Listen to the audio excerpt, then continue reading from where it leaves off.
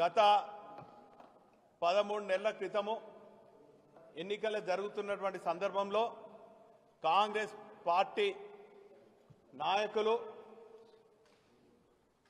తెలంగాణ ప్రజలను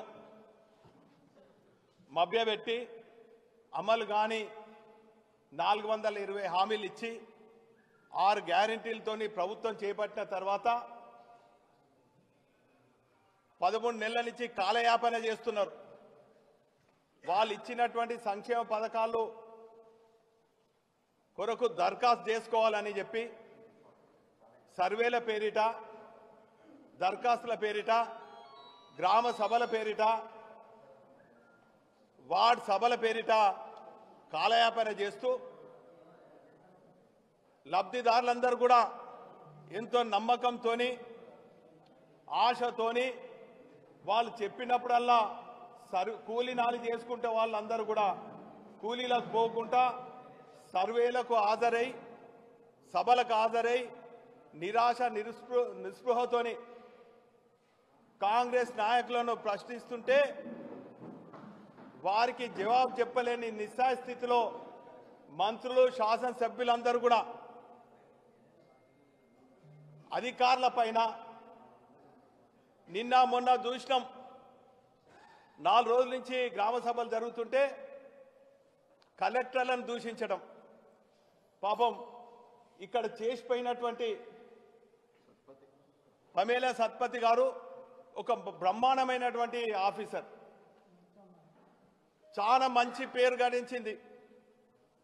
ఇటు ప్రజలకు, ప్రజాప్రతినిధులకు సమన్వయం చేస్తూ అనేక అభివృద్ధి కార్యక్రమాలు చేసింది.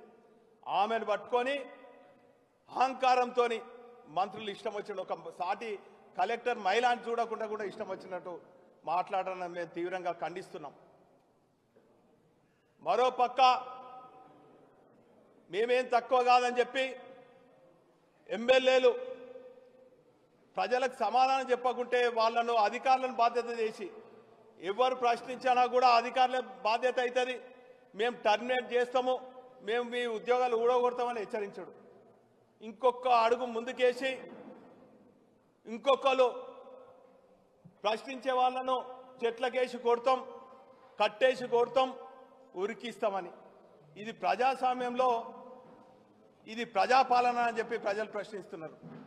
నాయన, ఈ కట్టేసి కొట్టుడు, ఉరికేసి కొట్టుడు 4 నెలలు అయితే ప్రజాక్షేత్రంలో స్థానిక ఎన్నికల్లో ప్రజలు ఏ తీర్పిస్తారో కాచుకొని ఉండనని చెప్పి ఇటువంటి చిల్లర మాట్లాడే శాసనసభ్యులను, కాంగ్రెస్ నాయకులను హెచ్చరిస్తున్నాం.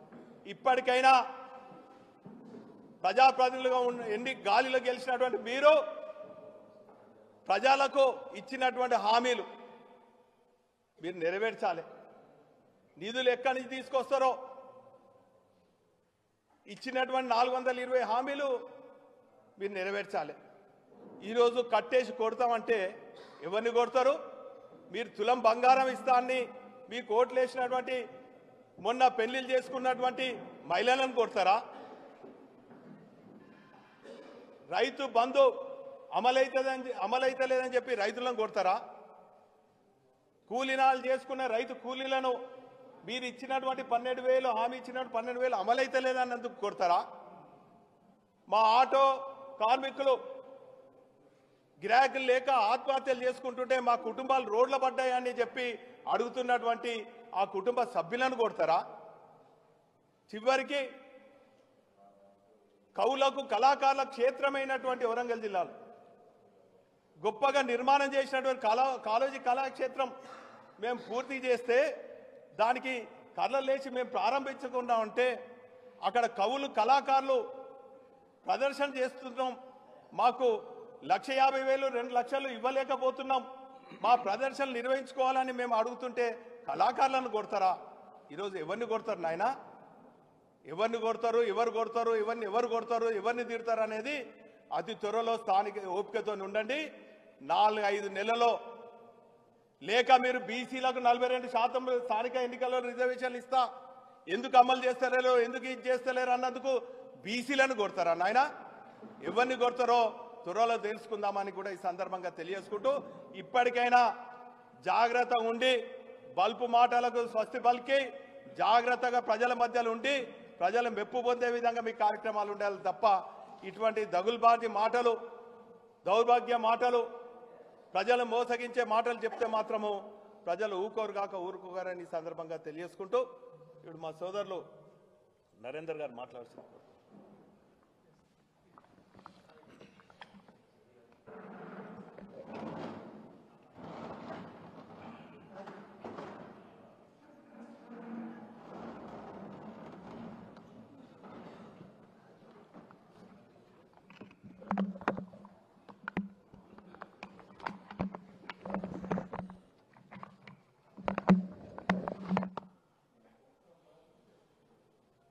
ఈరోజు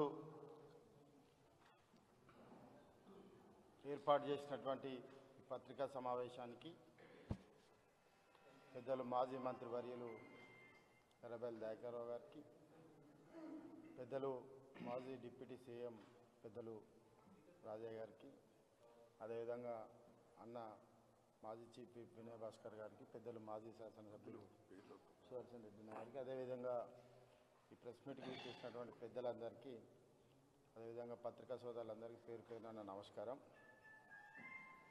తెలంగాణ రాష్ట్రం పచ్చని పొలాలతోటి సిరి సంపదలతోటి వెదజిల్లేటువంటి తెలంగాణను చిత్రిన్నం చేసి విచ్ఛిన్నం చేసి ఇవాళ అబద్ధపు మాటలు చెప్పి కుట్రలతో కుతంత్రాలతో ఇవాళ రాజ్యాధికారాన్ని చేపట్టినటువంటి కాంగ్రెస్ పార్టీకి ఈ పట్టణానికి సంబంధించినటువంటి మంత్రి కొండ సురేఖ గారికి మేము ఇవాళ అడుగుతున్నాం.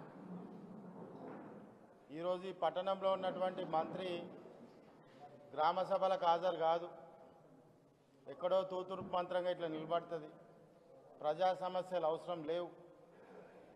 అదేవిధంగా గుమస్తాలను పెట్టుకొని నడిపేంటి సంస్కృతి కొత్త నిర్వచనం చూసి తీసుకొచ్చినటువంటి చరిత్ర వీరిది. ప్రజలు గమనిస్తున్నారు. ప్రజలకు ఏం చెప్పారు మీరు? ప్రజలకు అందుబాటులో ఉంటాం, మేము క్యాంప్ ఆఫీస్లో ఉంటాం, అన్ని రకాలుగా ప్రజలకు వసతులు ఏర్పాటు చేస్తాం, అన్నీ మేము చూసుకుంటామని చెప్పారు. ఏం చెప్పారు? చెప్పింది ఒక్కటన్నా నిలబడ్డారా?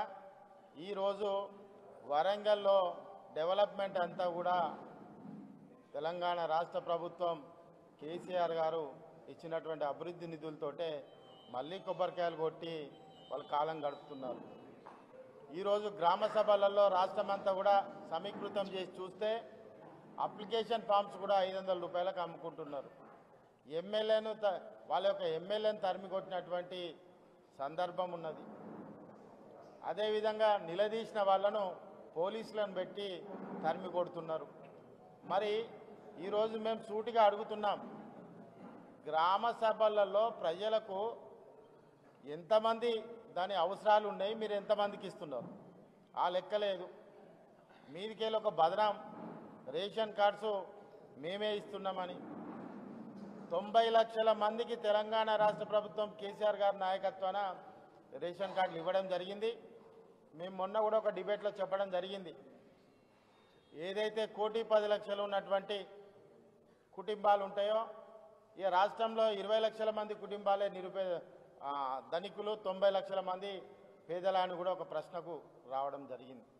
వచ్చేటువంటి అప్లికేషన్స్ అన్నీ కూడా కొత్తగా కుటుంబాలు ఏర్పడి కొత్తగా పెళ్లిళ్ళు చేసుకొని ఆ రోజున వాళ్ళ యొక్క డాక్యుమెంట్ తేడాగా ఉన్నటువంటి ఏదైతే ఉంటుందో వాళ్ళకు మాత్రమే ఆ రోజు రాలేదు. క్రమేపీ తెలంగాణ రాష్ట్ర ప్రభుత్వం ఆనాడు కేసీఆర్ గారి నాయకత్వాన 90 లక్షల మందికి ఆ రోజు ఇవ్వడం జరిగింది. మరి ఈరోజు ఇస్తాన్న హామీలు ఒక్కటి నెరవేర్చలేదు. పైగా ఇంతకుముందు పెద్దలు చెప్పినట్టుగా కొడతాం, వేస్తాం, తీస్తాం. మా దగ్గరనైతే ఆరంభ శూరత్వమే, వేసింది, కొట్టింది, తీసింది. ఉదాహరణకు చెప్తాను, మా దగ్గర 2-3 షాపింగ్ మాల్స్ ఉంటాయి. కూలగొట్టీలు, సెటిల్మెంట్లు అయిపోయినాయి. మంచిగా బాజాప్తా రూల్స్ డివైడ్ చేసి దాన్ని పరదా కట్టి కూడా ఉన్నది ఇవాళ. మరి ఇటువంటి పరిస్థితులలో ఇవాళ ఏం జరుగుతుంది వరంగల్ ఈస్ట్ కాన్స్టిట్యున్సీలో అంటే, ప్రజాపాలన కాదు, ప్రజా కంటకుల పాలన కొనసాగుతుంది ఈరోజు వరంగల్ ఈస్ట్ కాన్స్టిట్యున్సీలో. ప్రజలకు అందుబాటులో లేరు, మీదికెళ్ళి గుమాస్తాలతోటి వ్యవహారం చేయడం, ప్రజల అవసరాలను తీర్చడం లేదు, సమస్యలు వస్తే ఎక్కడికి పోవాలో తెలియదు. కానీ ఆరంభ శూరత్వంగా చాలా గొప్పగా మాటలు చెప్పి అందరూ కూడా ఈరోజు ప్రజలు గమనిస్తున్నారు. రెండు రాజకీయ పార్టీలండి, ఒక్క రాజకీయ పార్టీ కాదు, రెండు రాజకీయ పార్టీలు అడ్రస్ లేకుండా పోయినాయి. రెండు రాజకీయ పార్టీలు అడ్రస్ లేకుండా పోయినాయి. తూతు మంత్రంగా మాత్రం పేరుకు మాత్రం 1,00,000 సంతకాలు, 10 లక్షల సంతకాలు, 20 లక్షల సంతకాలు అని తిరుగుతున్నారు. ఎక్కడ బయలు ప్రజలు పడే సమస్యలు ఎవరు పట్టించుకుంటున్నారు?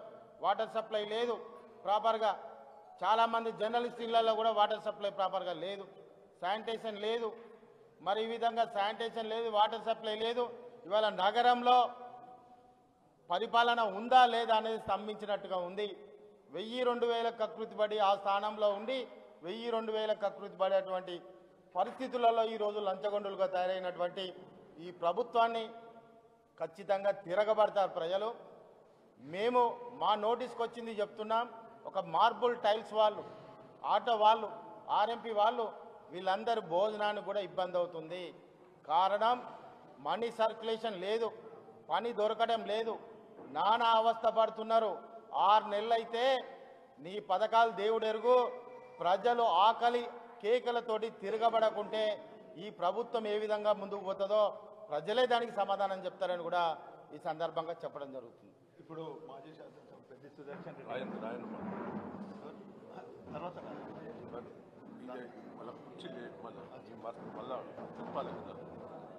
రాజన్న గారు మాట్లాడారు.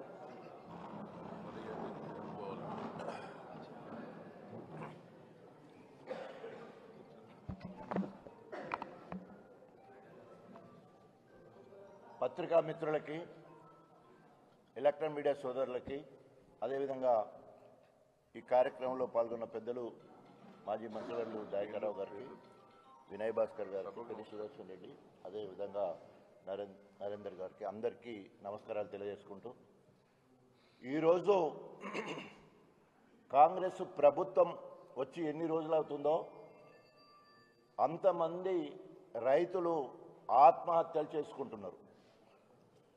ఆ కాంగ్రెస్ ప్రభుత్వ పనిదినాలు ఈక్వల్ టు రైతుల హత్యల లెక్క పోటీ పడి ముందుకెళ్తా ఉన్నాయి.